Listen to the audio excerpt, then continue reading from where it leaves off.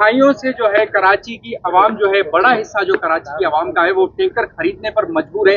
हालांकि कराची में पूरे कराची में पानी मिलता है, लेकिन आधे कराची को टैंकर के जरिए पानी मिल रहा है। लाइन के जरिए कब पानी मिलेगा, आपकी हुकूमत को भी काफी साल हो गए, तो दिहाइयों से ये सिलसिला चलता आ रहा है कि अब पानी माफिया भी कलेक्टर की तरह हुकूमत से ज्यादा मजबूत हो गया है। देखिए, मैं आपको एक बात अर्ज करूं कि मैं कोई टैंकर माफिया की या उसकी कोई सपोर्ट नहीं कर रहा, बल्कि ये एक बड़ा मिसपरसेप्शन है कि जी टैंकर्स जो हैं वो सब, ऐसा बिल्कुल नहीं है।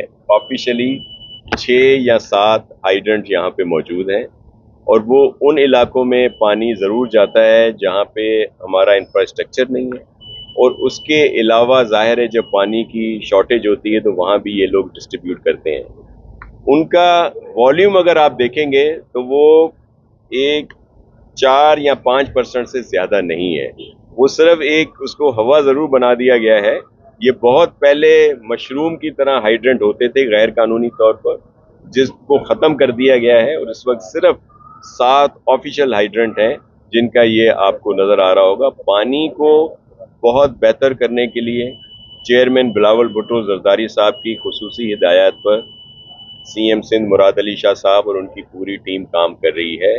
हमने, आपके इल्म में है कि हब को, जो हमारी सोर्स है, उसको बेहतर बनाने के लिए जो वहाँ पे वेस्ट हो रहा था पानी, और उसको बढ़ाया है ताकि यहाँ पे पानी ज़्यादा पहुँचाएं।